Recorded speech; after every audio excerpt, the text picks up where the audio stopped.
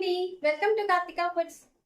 ఈరోజు మనం ఏం చేయబోతున్నామంటే పరమాన్నం చేయబోతున్నామండి. చాలా సింపుల్ గా టేస్టీగా ఉంటుంది. పరమాన్నం చేసుకుందాము. ఈ పరమాన్నం ప్రసాదంగా నైవేద్యంగా పెట్టడానికి కూడా మనం వాడతాం కదా ఎక్కువ. అది ఎలాగా మనం పొద్దున్నే ప్రసాదాలు అవి చేయడానికి టైం అయిపోతూ ఉంటుంది.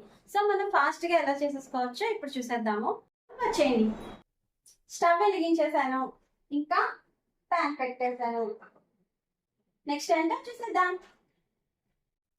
ఇప్పుడు నేను రైస్ వండేసింది వేస్తున్నానండి, బియ్యం కాదు.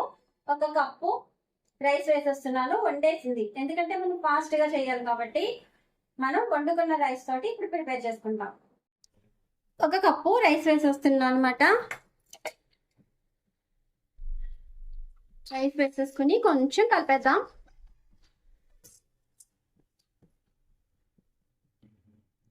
పాలు పోస్తున్నానండి, 1 కప్పు నిండా.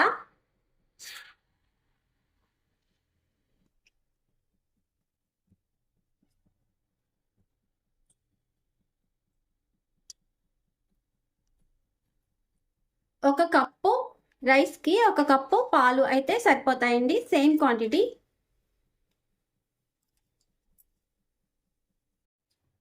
దీంట్లోకి 1 కప్పు పాలకి 1 కప్పు రైస్ వేసుకుంటే సరిపోతుంది.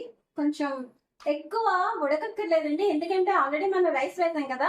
ఎక్కువ ఉడికించుకుంటానే మనం ఆల్రెడీ ఉడికిపోయిన రైసే కాబట్టి ఎక్కువసేపు అవసరం ఉండదు. ఇప్పుడు దీంట్లో బెల్లం వేస్తున్నాను. బెల్లం చూడండి క్వాంటిటీ ఎంత వేసానో, ఇంతే. 1/2 కప్ కూడా ఉండదు, ఇంకొంచెం తక్కువ వేసేస్తున్నాను.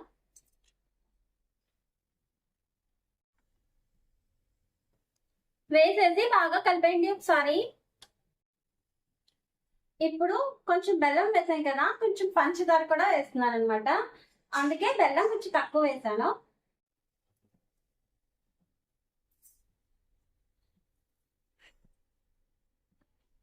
పంచదార బెల్లం రెండు బాగా మిక్స్ అయిపోయేలాగా కలిపేద్దాం.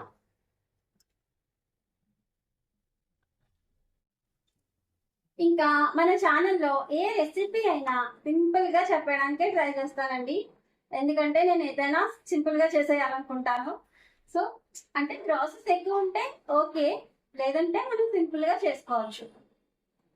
ఈ పర్వాన్ని ఇలా సింపుల్ గా చేసుకున్నాం అనుకోండి, ముందుగా రైస్ పెట్టేసుకున్నాం అనుకోండి, మనకి 10 minutes లోగానే అయిపోతుంది. లేదంటే పాలల్లో బియ్యం వేసి చాలాసేపు ఉడుకుతుంది కదా, అందుకని ఇలా చేసుకుంటే మనకి ఈజీగా అయిపోతుంది.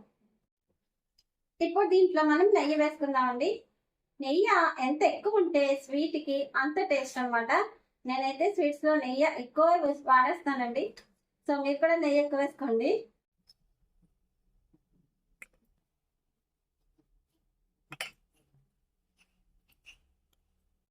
నెయ్యి వేసేసి ఒక్కసారి కలిపేద్దాం. నేను ఆవు నెయ్యి వాడానండి, కొంచెం స్వీట్స్కి ఆవు నెయ్యి అయితే టేస్ట్ వస్తుందని చెప్పి నేను ఆవు నెయ్యి వాడాను. ఏదైనా వేసుకోవచ్చు. బాగా కలిపేయాలి. నెయ్యి వేసేసి బాగా కలిపేసానండి.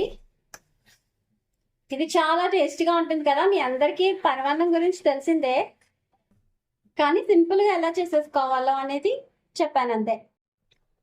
ఈలోగా మనం నేతిలో జీడిపప్పు ఒకసారి వేయించుకుందాము.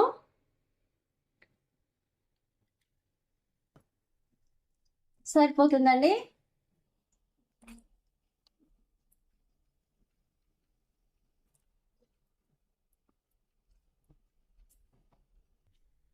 అవునండి, జీడిపప్పులు దూరగా వేగిపోయాయి. వేపుతుంటే మంచి స్మెల్ వస్తుందండి. ఇంకా తీసేద్దాం. దీంట్లో వేసేస్తున్నానండి.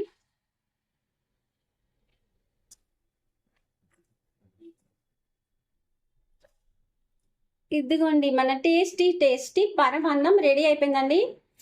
చూసారా ఎంత సింపుల్గా అయిపోయిందో. ఇంతేనండి. ముందుగా మనం ఉడికించుకున్న రైస్ పెట్టేసుకుంటే 10 నిమిషాల్లో అయిపోతుంది అనమాట.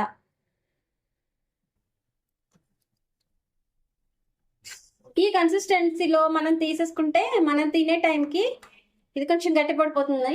తొందరగానే గట్టిపడుతుంది కదా అన్నం కదా, సో అందుకని మనం ఇలాగే దింపేసుకోవచ్చు. అయిపోయిందండి, ఇంతే.